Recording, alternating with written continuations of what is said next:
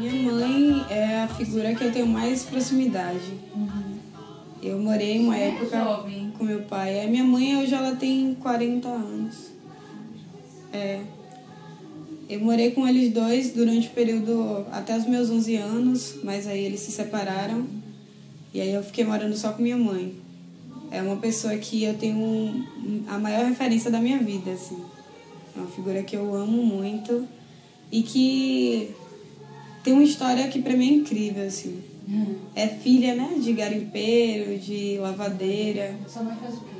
Ela trabalha numa pousada lá em Lençóis. Sim. Ela por muito tempo foi empregada doméstica e hoje trabalha meio que nessa estrutura ainda, assim. Meu pai, ele mora aqui em Salvador. A gente não tem uma relação tão próxima, mas é uma pessoa que eu tenho ainda uma relação afetiva. E você percebe o processo dela de ir abrindo a cabeça para as questões. E quando eu comecei a me afirmar como mulher negra, isso começou a mudar para ela também. Porque, até que eu falo no meu solo lá, né? Tipo, meu pai é negro e meu pai sumiu. Então, Você tipo, conhece seu pai? Conheço. Conheço, assim, mas tipo aquela relação péssima, assim, de, sei lá, minha mãe botou na justiça para pegar pensão, por exemplo. Aí a justiça delimitou que enquanto estava resolvendo o processo, ele tinha que pagar R$70 para os dois, que somos eu e meu irmão. Ah, então seu pai era o pai você e do seu irmão. Isso. Aí depois, só que ele tem um monte de filho fora. Então, assim, com minha mãe são dois. E que ela descobriu que ele tinha uma outra família quando meu irmão tinha acabado de nascer. Tipo, era aniversário do meu tio, que é irmão do meu pai. E aí ela disse que não ia pra festa porque meu irmão estava recém-nascido. Mudou de ideia. Pegou, saiu, comprou presente sem avisar pra ninguém. E foi. Quando chega lá tá meu pai e a outra família. Com esposa, filhos. E a família conhecia. Então, tipo, ela disse que ela parou lá. Coitada. Viu a cena. Me botou pra entregar o presente. Saiu, fina. Fez a mala dele, botou na porta. Quando ele veio conversar no dia seguinte, ela leva. E eu pequenininha, tchau, papai. Eu fui uma adolescente muito estourada, assim. Eu brigava muito com minha mãe. Porque minha mãe também ela é uma pessoa de personalidade forte. E eu sou, ficava sempre nós duas ali, sabe? Ela me obrigando a fazer as coisas que ela queria e eu querendo fazer as minhas coisas, porque, sabe, eu sou adolescente. Então, foi um saco, assim, um saco. Não sei como minha mãe conseguiu. Mas, e eu lembro de ter uma época que eu achava que minha mãe não me amava. Todo mundo tem essa. Ela me odeia, ela me odeia, ela também. Nossa, odeio ela também, não sei o quê, porque ela nunca fala que me ama, não sei o que lá. Eu vi meu pai andando na rua aqui do bairro, aquele barbeiro, tem barbeiro aqui há 30 anos, andando na rua com um cachorro atrás, o cachorro seguindo ele, porque ele dava leite à limba. Da carne moída com os cachorros. Cachorro atropelado, ele cuida do cachorro, mas faz curativo. Então, essa experiência eu tive. E uma outra foi no Largo de Santo Antônio, que eu brincava de bicicleta. E a bicicleta não tinha freio. Quando eu queria parar, eu gritava, eu quero parar! Aí eu segurava. Era o Largo daqui, tem uma lembrança muito boa. Do amor mais amplo, né? Não o amor romântico com minha mulher, né? O amor carnal. Mas do amor com amigas, do amor com meu pai, do amor com meu irmão. Aqui nessa casa mesmo, eu aprendi com a negritude com meu irmão. Minha mãe tem uma amizade com as primas. Tem uma amizade com as irmãs muito forte. São 6 filhos. E um irmão e 5 irmãs. E eles são assim, sabe? Um grudado no outro, aquela amizade. E tem primos, e elas contam sempre histórias com primos, sempre estavam com primos, e sempre eram os amigos, o grupo de primos da mesma faixa etária em festa, grupo de primos da mesma faixa etária na escola, fazendo isso e aquilo. E acho que elas passaram isso pra gente, assim, sabe? De ter essa coisa da família muito forte. E de fazer amizades dentro da família e trazer as amizades de fora pra dentro da família. A gente teve... Na minha família tem assim, todas as gerações... Aí nasce uma galera, né? Naquela época. Aí fica um grupinho da mesma faixa etária. E são super amigos. Os primos da faixa etária mais velha do que a gente são super amigos. Tem histórias, tem viagem, fotos e tem, sabe, as resenhas entre eles. Quando chegou na nossa faixa etária também ficamos super amigos. Porque a família é muito de festa e de estar junto. E é um feriado, aí passa todo mundo junto. Aí a gente fica ali entre primos. E eles incentivam isso, sabe? Seu primo, saudade seu primo. Fala com seu primo, escreva pro seu primo, compra pro seu primo. Porque você... A gente cresce nessa, sabe? Sempre de pensar nos primos e nos familiares como amigos. Raramente, entre os parentes, assim, de sangue mesmo, teve alguma briga. Teve alguma coisa de ficar de mal. Às vezes vem uma pessoa de fora ou outra, e normal, né? De família. Mas, assim... Se minha mãe soubesse que tinha irmão brigado um com o outro, não pode acontecer. Tem que fazer uma reunião de família, tem que sentar e tem que botar em pratos limpos o que aconteceu. Não pode isso de jeito nenhum. Não é que vai fingir um relacionamento não gostando, mas vai resolver isso. Vai resolver isso, porque ficar com isso aqui truncado não vai ficar. Quando eu me casei, antes de eu me casar, eu já morava com o pai de Teô. O nome do meu filho é Teô. E aí ele disse pra mim, olha, nós não vamos ter filhos. Aí eu disse, tá, você não vai discutir. Eu queria ter filhos, ele não queria. Então, você diz assim, bom, deixa o tempo correr, quem sabe ele muda de ideia. E foi ele que pediu pra gente ter um filho. Ele falou, já tá chato nós dois. Né? A gente tem que ter uma terceira pessoa no meio dessa história nossa aqui. E partiu dele o desejo de termos um filho. Entendeu? Então, Teô nasceu dentro disso. E assim. A gente tem essa relação muito, muito, muito equilibrada. Entendeu? Eu acho que ele também aprendeu a ser desapegado. Sabe? Não é aquela coisa assim, a cada minuto, onde você tá. É muito mais da minha parte do que da dele. Porque eu acho que essa minha coisa a responsabilidade que a gente tem pelos filhos faz com que eu seja muito mais ligada nisso. O lance do mais amor entre nós mesmo. É uma coisa que eu sempre vivi em Cachoeira. A gente sempre tomou conta dos filhos sempre deixou o filho com a vizinha, para estudar, para ir comprar alguma coisa. Eu ajudei a criar meu irmão. Se não tinha nada dentro de casa, a gente pedia no vizinho, sem problema nenhum. Chama vivência comunitária. Aquele comunidade, lance, né? aquele lance de comunidade mesmo. E meu pai sempre foi uma pessoa. Meu pai vai fazer 1 ano de morto agora em abril. Falar sobre ele é algo muito que dói muito ainda, porque é a minha referência de vida, assim, sabe? E meu pai sempre foi uma pessoa assim que deu sempre tudo, sempre. Eu ouvia falar na casa pedir um bocado de coisa. E ele sempre gostou disso, né? O lance de se amostrar também, né? E acho que é porque era dele mesmo, né? Então uma coisa que eu aprendi com meu pai é essa fartura da comida, que eu acho uma coisa fantástica, sabe? A gente ter um pouquinho, mesmo que tenha um pouquinho, sair dividindo. Eu amo comer junto, eu vou chamar gente pra comer aqui. Hoje eu chamei minha vizinha pra almoçar aqui, foi um momento mágico. Sentei aqui, ela sentou aqui, botei fé aqui, meu filho, e a gente saiu almoçando. E eu achei isso fantástico, assim, esse lance de compartilhar a comida, sabe? Tem uma amiga minha que ela diz assim, eu não sei dar o carinho que você precisa na minha forma de dizer que ele ama fazendo uma comida pra você. Foi o momento que eu encontrei o lar pela primeira vez, porque eu vim de uma gravidez indesejada e meu pai, quando soube que minha mãe estava grávida, ele tentou matar várias vezes o feto, né? No caso, me matar. E eu resisti. Essa foi a minha primeira resistência, foi a resistência da gravidez indesejada, e eu passei por ela e tô aqui viva até hoje. Então, quando ele soube que eu vim ao mundo, ele largou minha mãe. E aí minha mãe ficou debaixo de relento. Ela conta que ficou debaixo de relento para poder vender coxinha, vender pastéis e tal. E essa vai ser a sua primeira foto? Pra me sustentar. Essa é a minha primeira foto de família, assim, né? Foi quando eu tinha 5 anos, ainda faz parte desse aniversário. E foi quando a minha família me acolheu. A minha avó falou, minha mãe já tinha... Sua avó materna ou paterna? Minha avó materna. Minha avó materna, ela falou com minha mãe que se minha mãe engravidasse de novo, porque minha mãe já tinha engravidado, que o outro homem também não tinha assumido o filho, tinha abandonado ela também. Minha avó falou que se caso fosse abandonar de novo, ela tivesse um outro homem que não cuidasse, que eu seria, que não aceitaria, né, essa pessoa, e essa pessoa foi eu, esse filho foi eu. Então eu fiquei até os 5 anos na rua, na casa de um, na casa de outro. Minha mãe conta que pagava... vendia na praia salgados para poder pagar para que os outros tomassem conta de mim. Só que chegando perto de 5 anos, assim, 4 anos e meio de vida, eu fiquei com desnutrição e caso de vida ou morte. Minha mãe conta que a médica falou que encontrou na minha barriga farinha de guerra. Então as pessoas não estavam me alimentando. Davam qualquer coisa. Davam farinha mesmo. Então eu estava desnutrido, né? Um menino desnutrido e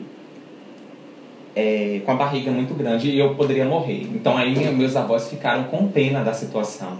Então eles me aceitaram, resolveram aceitar. Sim. Como é que é a relação com sua avó? Ela é muito presente na sua vida? Ela é, porque ela, minha mãe, a gente tem uma relação muito próxima, né? Você cresceu junto com sua avó, morando com ela, ou morava em outra casa? Eu morei por um tempo grande assim com ela, cresci com ela, mas eu morei também um período aqui em Salvador. Mas a gente teve sempre uma relação muito próxima, tanto com ela quanto com meu avô, que foi garimpeiro. Até as tradições de fato são muito bem conservadas assim. Meu avô, ele foi por muitos anos garimpeiro. Hoje de fato o garimpo não existe mais em Lençóis. Não é mais permitido, né? Não é mais. Em Andaraí ainda acontece, mas não assim tão visível, é bem clandestino. Ele trampa ainda com isso? Ele vai pra lá ou não mais? Não. Por conta da idade mesmo. É um trabalho muito... acaba o sujeito, né? Foi assim, é um trabalho que ele assim, tem orgulho e tal, mas passou muito pelo processo do que era a escravidão, né?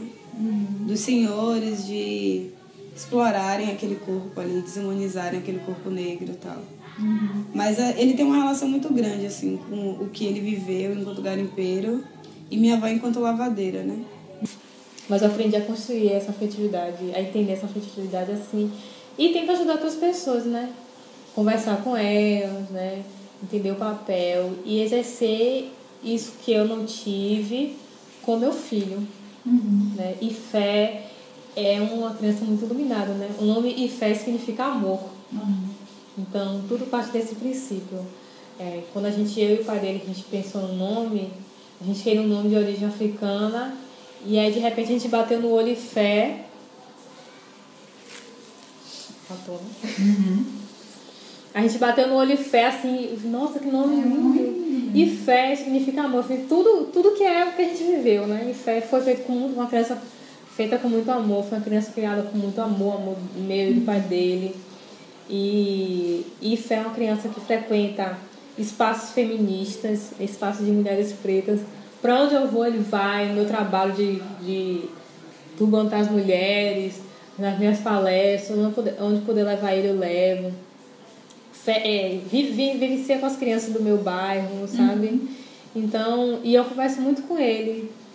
Os livros que eu tenho, as músicas que a gente ouve, as coisas que eu converso com ele. Às vezes, assim, quando eu não tô bem angustiada, eu espero ele dormir. E aí tem uma técnica que eu aprendi, que é o sono REM, né? Que é quando a criança consegue assimilar algumas coisas. Quando ele tá dormindo, sono profundo, eu converso com ele, falando, filho, eu te amo. Me perdoa pelas vezes que eu te gritei. E explicando também meu processo, sabe? Porque às vezes, assim, a gente vem de uma infância que nossa mãe, nosso pai grita, que bate, que é a forma que eles aprenderam de amar e de educar, e que não tiveram tempo para pensar sobre isso. Mas nossa geração é uma geração privilegiada, sabe? É uma geração que pode ter um grupo para conversar sobre isso. Exato, né? Não sei, em determinado... Aí a gente tem ideias parecidas. A gente tem ideias muito parecidas, para não dizer iguais. E a gente sabe... A gente nem precisa discutir muito. A gente já sabe que a opinião dele é assim. A opinião daquele ali é assim. A gente tem uma ligação muito forte. Eu acho que a nossa ligação já foi combinada, já tinha sido organizada. Sobre a nossa família, assim, não é perfeito, porque não é. E a gente está na transição e na mudança e reflexão desses valores, de tudo isso, da forma de família, da forma da liberdade, todas as coisas. E a gente também encontrou isso na família.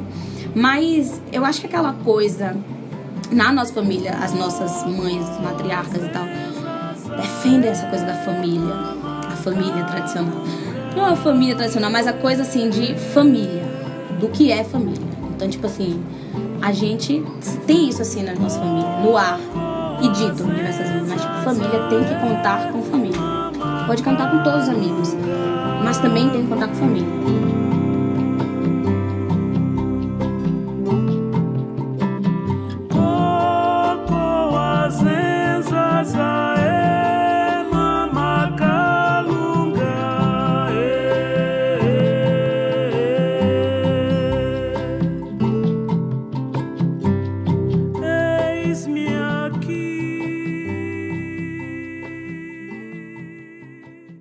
Me colocaram no corredor polonês para me dar dedada.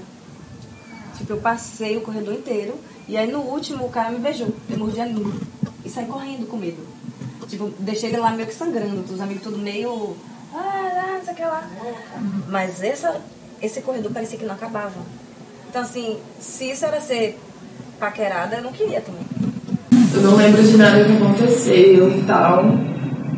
Então... Eu lembro de algumas coisas, eu lembro de eu sair da república que eu tava, mas, enfim, depois eu... Sabe quando aquilo... Aí, pensando agora no que aconteceu, eu lembro que as meninas agiam com muita naturalidade.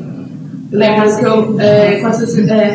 eu lembro de ter comentado com uma delas, porque eu falei, eu preciso fazer alguma coisa, não sei o que eu faço, né? Aí ela falou, não, tem o telefone de uma farmácia, que aí você pede tal remédio, eles entregam aqui, tá bom? Fica tranquilo. Foi muito assim, muito prático, muito. Então, o que eu entendo agora é que é algo recorrente, entende? É algo que acontece com frequência, e é óbvio que vai acontecer com frequência, porque lá a galera tem uma política tem um estilo de vida de muita bebedeira, assim, tipo, muito. A galera bebe muito. E é cerveja, cachaça, suco, é batidão que eles falam, e eles botam coisas lá, saca? Então é essa política de bebedar as meninas pra elas também. Foi no momento certo, sabe? Acho que se eu tivesse a consciência que eu teria hoje, teria, porque daí eu ia atrás, eu ia, sabe, denunciar. Você ia fazer essa merda? Não, cara, eu até lembro, assim, mas tipo, eu não voltei mais lá na casa, sacou? Tipo, eu simplesmente queria sumir, porque foi uma situação tão constrangedora que eu não lembro de absolutamente nada desse processo, que eu simplesmente acordei. E eu me lembro de ver uma poça de sangue na cama, e aí eu fiquei muito desesperada, porque eu fiquei pensando que eu achava que eu tinha sido machucada. Não, eu achava que ele tinha me machucado. Sobre a descoberta da minha sexualidade. Eu não tive um momento que eu parei, ai meu Deus, sou lésbica. Não teve um momento que eu fiz assim, meu Deus, sou lésbica. Não teve. Agora sim, eu brincava de Barbie. Minha Barbie era casada com Barbie. E o Ken que eu tinha era mordomo. Sempre foi assim. Nunca brinquei da Barbie e o Ken ser um casal. Quando eles eram casal, a Barbie tinha um relacionamento com a melhor amiga Barbie. E tipo, Ken estava 24 horas da brincadeira trabalhando. E a Barbie estava em casa. Fazendo tudo que ela podia fazer. Ele trabalhava pra sustentar a Barbie, amiga, porque não tem nada melhor do que isso. Melhor pessoa aqui. Não tem nada melhor do que isso. E sempre foi assim, tipo, brincava de casinha e nunca tinha que ter um pai. Era eu, meu filho e as amigas. Tinha que ter amiga. A amiga tinha que ter. A amiga não pode faltar. Então tinha essa coisa de não fico com amigos. E aí, ele recebeu o prêmio, né? Foi publicado na Fapex. E eu sonhei com a capa do livro sem ter visto o livro. Aí eu contei pra ele o sonho, pá, e a gente foi pro Luau, da galera da escola de teatro. Aí ele me deu o livro e falou assim, só abra quando chegar em casa. Aí eu cheguei em casa, a gente nunca tinha feito nada. Ai, que lindo! Casa comigo, porra! Eu achei isso tão fofo. Só que eu ainda dá o braço a torcer, né? Aí fiz a difícil. Foi por aí que a gente começou. Tem uma reflexão que a Bell Hooks fala em Aprendendo, Vivendo de Amor. Ela vai dizer que nós não aprendemos a amar. Eu não concordo com isso. O que eu acho que a gente teve que desenvolver outras tecnologias de afeto. Outras formas. A gente teve que amar de outras maneiras, inclusive dentro do núcleo familiar. Então é muito raro, dentro de famílias negras, pai e mãe dizer eu te amo para os filhos. Né? É muito raro. Abraçar, beijar, segurar na mão. Por quê? Porque eles precisam nos criar fortes, e isso ela vai dizer muito bem. Os pais precisam nos criar fortes o suficiente para que a gente possa não ser frágil diante do mundo, porque eles sabem que a gente vai sofrer, né, nesse mundo, como ele está posto. E aí, quais são as formas de manifestação de afeto que os pais negros têm? Botou a carteira na bolsa, botou a identidade na bolsa, vai cortar o cabelo. Não usa esse meninos, não usa esse boné. Veja essa roupa para as meninas. Olha, você não pode engravidar. Vem aprender a fazer um feijão. Quer dizer, é uma coisa que não é... A gente foi castrado de afeto. Tem pessoas que não conseguem dizer, principalmente os homens, que não conseguem dizer eu te amo para suas companheiras. Dentro, assim, isso começou a me doer. Eu percebi duas coisas que é interessante. Que eu apertava a bunda, apertava a boca. Pra ficar menor. E apertava a bunda. Sobretudo depois dessa fala dele. Aí eu comecei a namorar assim, de uma forma mais tranquila, uma que me satisfazia depois da militância. Porque antes eu era preterida por ser a feia e a negra, depois eu era preterida ou objetificada por ser a gostosa. Só no terceiro momento que eu compreendi vários processos meus, inclusive, com o meu corpo, que aí eu consegui namorar e ter um pouco de felicidade nesse sentido. Que ainda não foi, né? Ainda não foi. Mas vai ser. Porque hoje eu tava pensando nisso essa noite. Eu estou pronta pro amor. É muito louco isso, assim. Vou fazer 30 anos. Esse mês ainda. E aí eu fico pensando, gente, eu tô pronta. Porque eu percebo o que... Sobretudo porque eu percebo que eu banco ou não banco. Que eu posso falar sim pra falar não. Então por isso que eu acho que eu tô pronta. Não é porque eu tô... Sabe? Não é outra coisa. Não é porque eu tô trabalhando, não é porque eu tô formando. Não é nada disso. É porque eu percebo que eu posso dizer sim e que eu posso dizer não sem me violentar. Eu tenho hoje conforto pra falar, isso aqui eu não topo. Não quero poliamor porque isso não me contempla. Eu sou a Iana, gosto de amor profundo. Não quero poliamor, não quero dividir com ninguém, não quero. E se o cara vier falar isso, você vai passar sempre pro próximo. Porque a gente o tempo todo quer seguir um modo diante das contradições da vida, né? Por exemplo, essa questão do amor afrocentrado é algo que a gente, enquanto militância do movimento negro, coloca, né, como um ideal. Mas aí nega a subjetividade de pessoas que, sobretudo mulheres, né, que se relacionam um pouco mais com mulheres brancas. É como se ela não pudesse, por ela ser do movimento negro, se relacionar com essas outras mulheres. Mesmo ela tendo uma consciência política e tal, e entender as contradições disso, mas eu vejo um pouco problemático.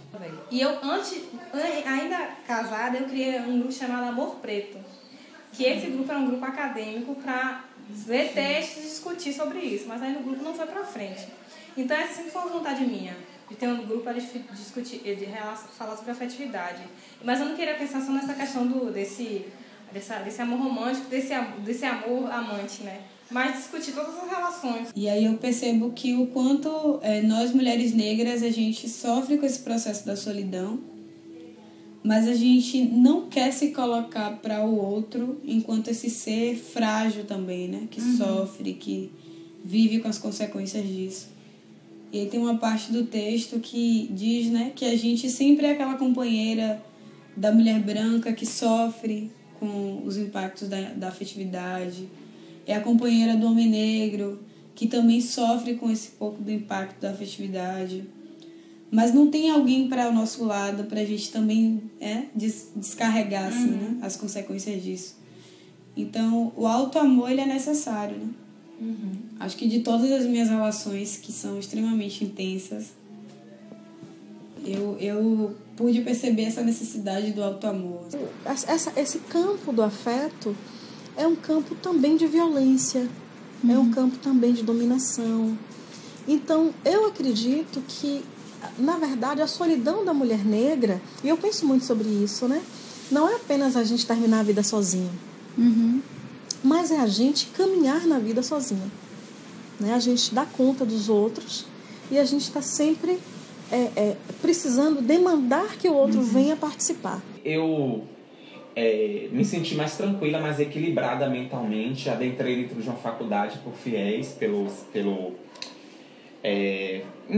financiamento estudantil. Eu financiei 100% e concluí o curso de psicologia. Aqui, que é essa imagem. Que é na Unime.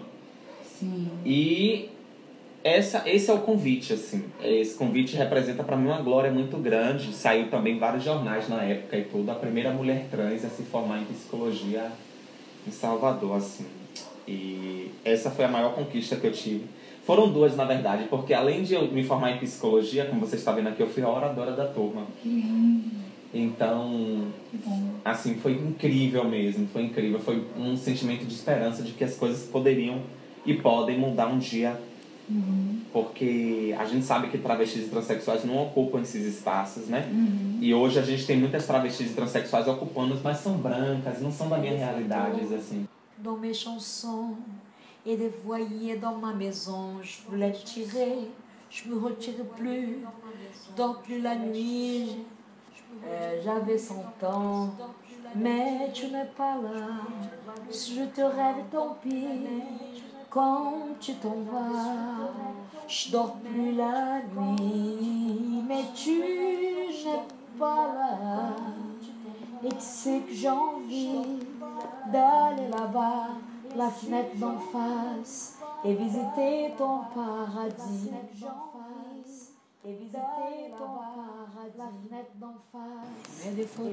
Esse pedacinho eu entendo quando ele diz: eu quero ir na janela que está de frente para mim. Na janela, essa janela, eu queria ir na janela que está de frente para mim. A janela é a outra dimensão.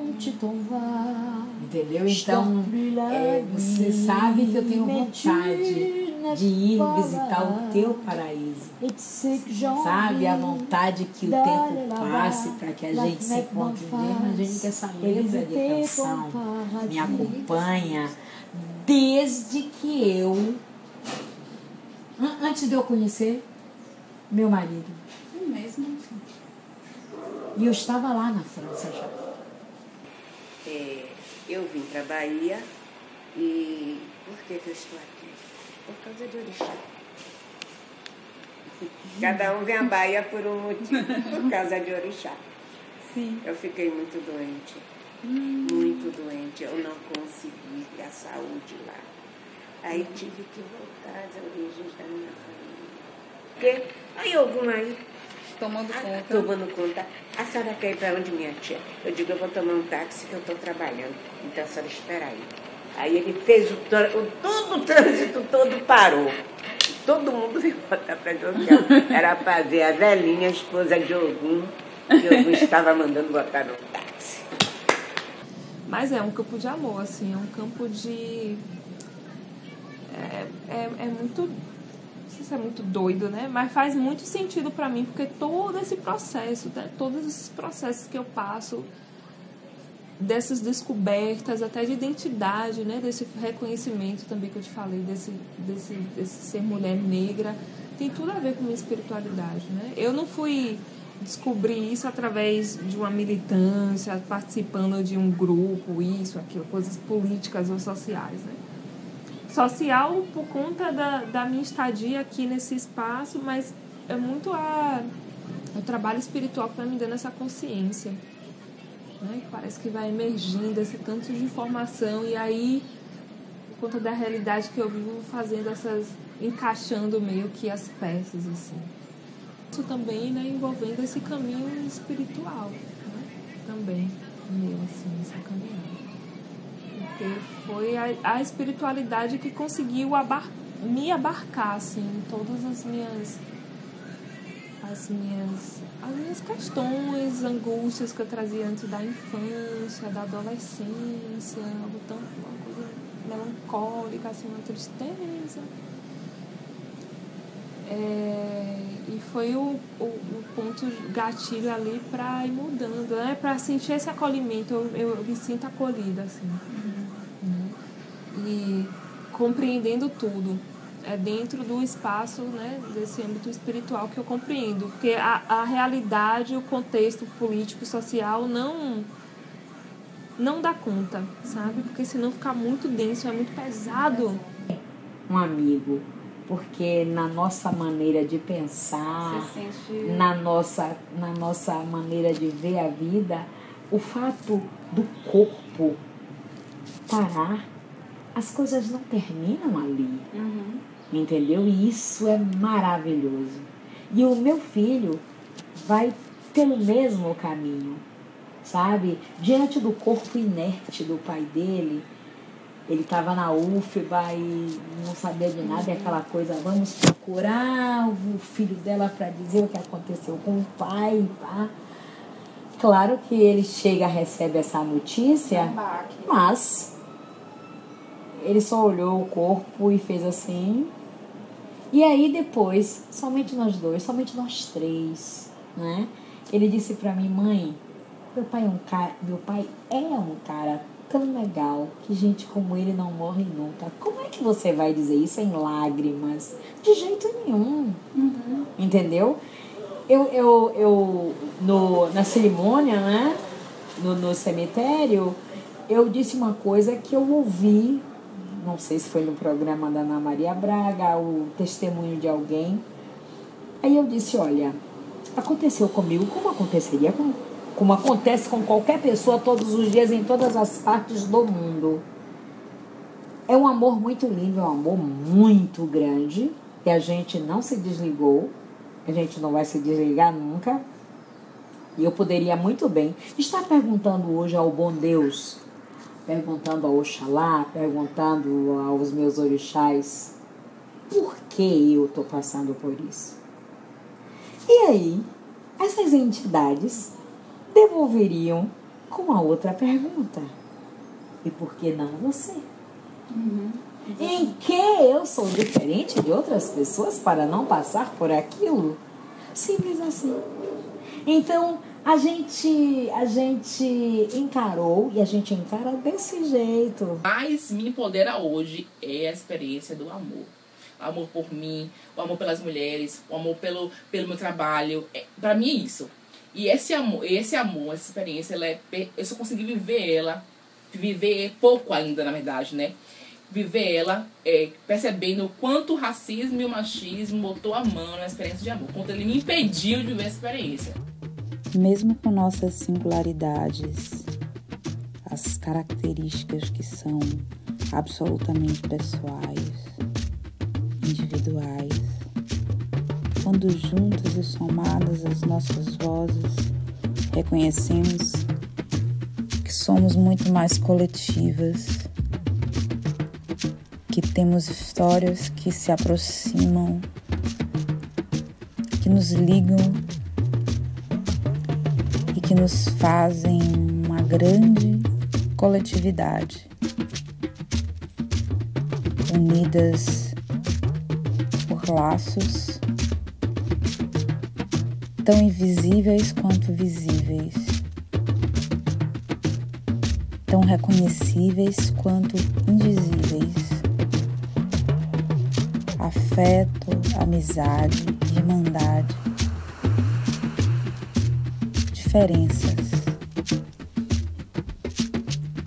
Assim somos. E na vontade de se ver espelhada nos olhos das outras, também reconhecer nossas alegrias, nossas feridas, as marcas históricas, a nossa força.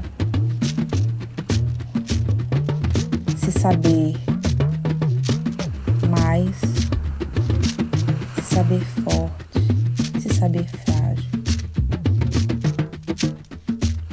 É de tudo isso, de todas essas vozes, desses encontros, que se faz esse projeto, que se faz faz essa cartografia, esse devir